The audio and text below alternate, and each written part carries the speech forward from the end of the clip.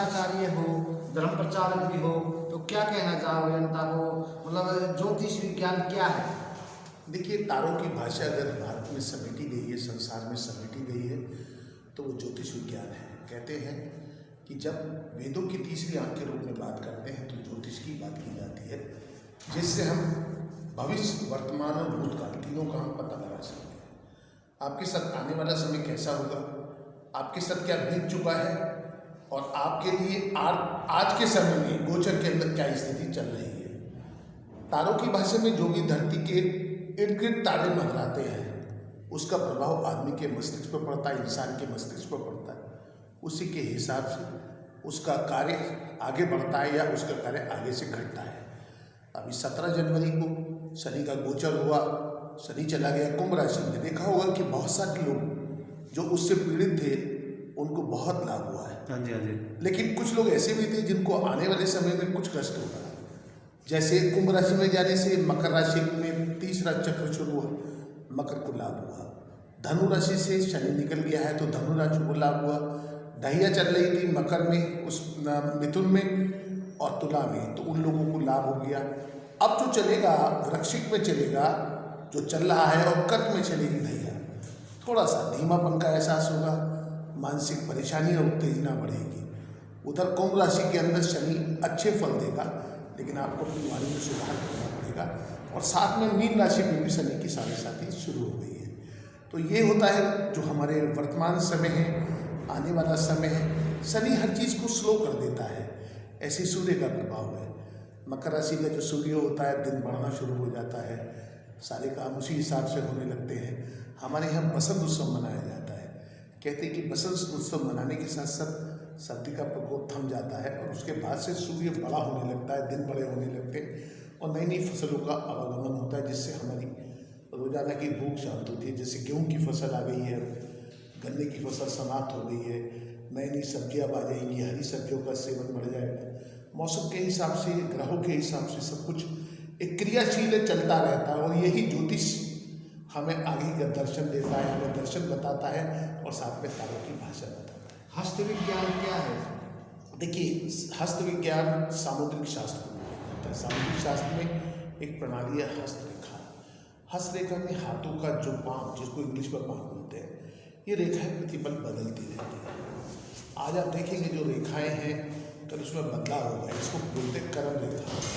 जैसे आप कर्म करते हैं उसी हिसाब से आपकी हथेली के अंदर आपकी रेखाएं बदलती रहती हैं। मुख्यतः 4 रेखाएं देखी गई हैं, जिनमें एक भाग्य रेखा होती है, एक मस्तिष्क रेखा होती है, एक जीवन रेखा होती है, एक सूर्य रेखा होती है। लेकिन इसके अतिरिक्त भी सभी सब ग्रहों की रेखाएं होती हैं, उसके माउंट होते हैं। जैसे पहली उंगली है जिसको इंडेक्स फिंगर बोलते हैं, उसके नीचे गुरु का पर्वत होता है। दूसरा होता है मिडिल फिंगर, उसके नीचे शनि का पर्वत होता है। उसके बाद होता है आपका अनामिका रिंग फिंगर, उसके नीचे सूर्य का होता है, शुक्र का होता है, मंगल का होता है। और सबसे छोटी होती है उसे बोले कनिष्का, लिटिल फिंगर। उसके अंदर चंद्रमा और बुध का स्थान होता है। हमारी कार्यशैली के ऊपर ये सब निर्भर है कि हम किसके लिए क्या करते हैं, कैसे करते हैं। इसी से हाथों से जब हमारी कोई भी ग्रह कमजोर होता है तो हम हाथों के अंदर स्टोन पहनते हैं, जिससे हमारी कार्यशैली बढ़ जाती है। और कई बार गलत स्टोन पहनने से हमारी कार्यशैली घट भी जाती है। तो इसलिए बहुत सारी बातें हम हस्त विज्ञान से निकाल सकते हैं। हम अपनी उम्र निकाल सकते हैं, हम अपना डेट ऑफ बर्थ, टाइम, ये सब चीज़ हाथों से निकाल सकते हैं। ऐसे विद्वान धरती के ऊपर हैं और जरूरत पड़े तो हम लोग भी इस कार्य को कर सकते हैं। आचार्य जी जैसे बात करते हैं, आपने अभी बता दी रेखाएं बदलती रहती हैं। हमारे कर्म अच्छे हैं तो रेखाएं बदल, मान के चलो 50 साल बाद, जैसे आज हमने किसी ज्योतिष से पता किया कि 50 साल बाद आपको ये समस्या आएगी और हमारे कर्म अच्छे हो जाते हैं, तो वो हमारी मतलब समस्या भी टल जाती है। देखिए, आपके कर्मों के अधीन है। आपको मैं इसका उदाहरण देकर समझाता हूँ। रावण ने सीता को चुराया। हाँ जी। कहते हैं कि उसकी बहन की नाक काट दी थी शूर्पणखा की, इसलिए उन्होंने सीता को चुराया। हाँ जी, हाँ जी। लेकिन मैं यहाँ कहूँगा कि उसकी मति भ्रष्ट हो गई थी कि उसके नाना ने, उसकी पत्नी ने, उसके भाई ने, उसके राज के जो अधिकारीगण थे, उसे समझाने के बाद भी वो नहीं माना। हाँ जी, हाँ जी। जिससे उसके कर्म खराब हो गए। बिल्कुल, वहीं पर बिल्कुल। उसकी मौत का कारण बने जी। राम और रावण दोनों ही रे अक्षर से थे, दोनों की तुला राशि थी। बिल्कुल। लेकिन क्या राम के जहाँ पर उच्च स्तर के लक्षण थे, रावण ने अपनी जिद के आगे वो सारे स्तर खराब कर लिए थे। यहाँ पर आप देखेंगे कर्म को विशेष श्रेणी दी गई है। बिल्कुल बिल्कुल। हिरण्यकश्यप जो मारा गया, हाँ जी हाँ जी, वो कोई इसलिए नहीं मारा गया, वो राक्षस था। ठीक बात है। उसने एक भक्त जो निश्चल था, जिसके मन में कोई छल कपट नहीं था, उसके ऊपर अत्याचार किया। बिल्कुल बिल्कुल। और उसने जो वरदान मांगा था, उसके वशीभूत होकर भगवान विष्णु ने विभिन्न रूप धर के एक ही रूप के अंदर उसका वध किया। तो ये सारी जो क्रियाएं हैं, वो सारी की सारी हमें ज्ञात, हमें बोध कराती हैं कि हम अपने कर्म की प्रधानता भगवान श्री कृष्ण ने हमें शुरू से दी है। आपको और एक बात बता दूं, महाभारत के युद्ध में लोग लाछन लगाते हैं, भीष्म पिता ने युद्ध को रोका नहीं। अगर ये जो रचना बनी, ये गीता जी को धरती पे लाने के लिए योजना बनी थी, जिससे आने वाला समय जो कलयुग का समय आ रहा था, उसको पढ़ने वाला कलयुग के समय को काट सकता है। ऐसा भगवान श्री कृष्ण के दिमाग में विजन था उस समय का। हाँ जी हाँ जी। कि जो कलयुग आएगा उसमें इंसान को कैसे मैनेजमेंट करना है, इसके ऊपर गीता जी का प्रकाशन हुआ था। और उसका कारण था महाभारत का युद्ध। हाँ जी हाँ जी। उन्हें भीष्म पिता दुर्योधन को रोक लेते तो गीता जी का प्रकाशन नहीं होता भगवान के मुंह से।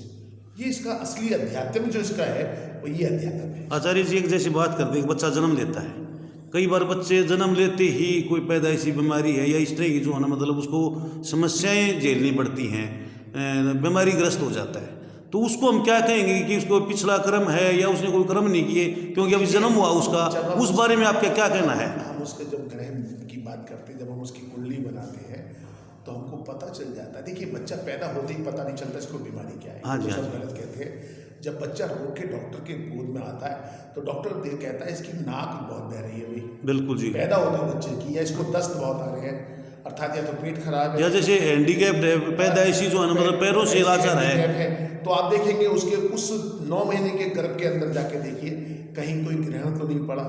अच्छा जी। कोई ऐसा तो नहीं हुआ, कोई ट्रांजिट हुआ हो उस समय, शनि में से सूर्य निकल के गया हो, राहु की पीड़ा गुरु के साथ आ गई हो, और राहु जो है वो कहीं ऐसी जगह तो नहीं बैठ गया छठे घर के अंदर जो बीमारी का कारक बन गया।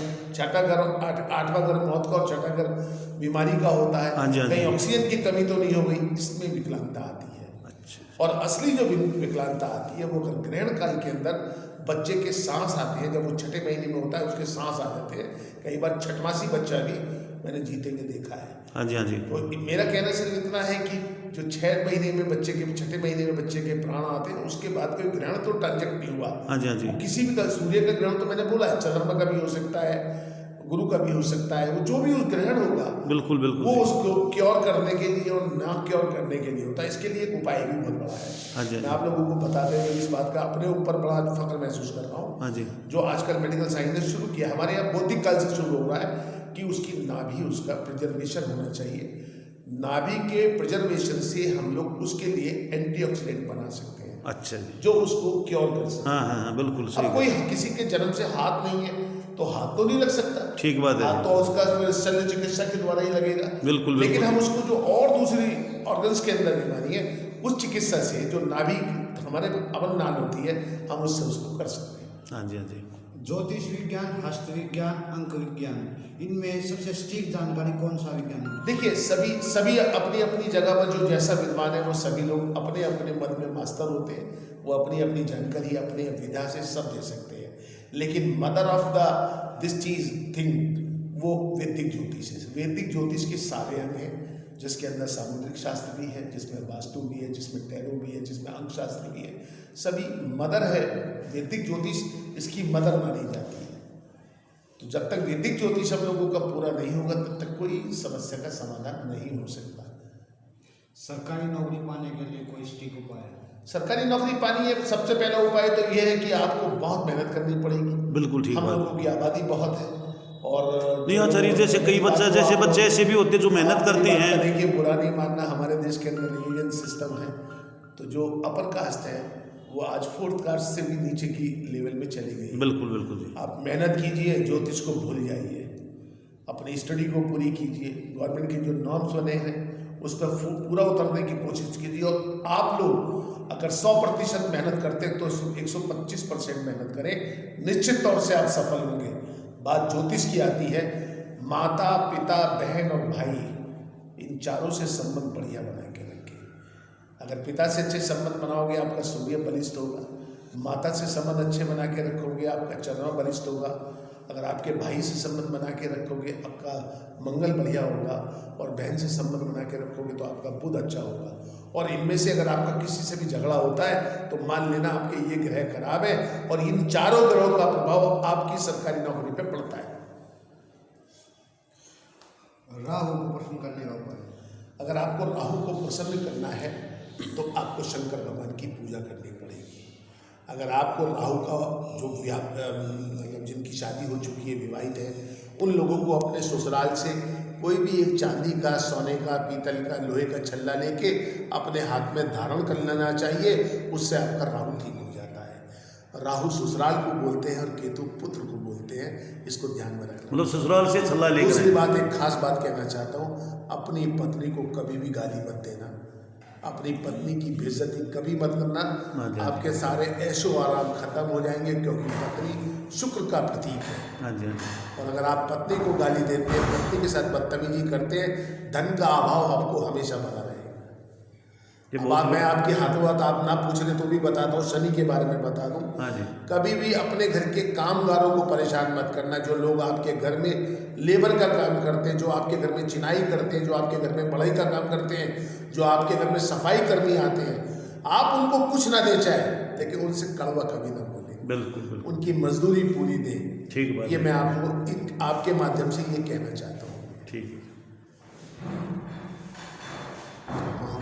आज ज्योतिष विज्ञाता थे जिन्होंने काफ़ी सटीक जानकारी हमारे दर्शकों को पहुंचाई, तो इनका धन्यवाद करना चाहेंगे। इतना कीमती समय दिया, बहुत बहुत धन्यवाद। नमस्कार। नमस्कार।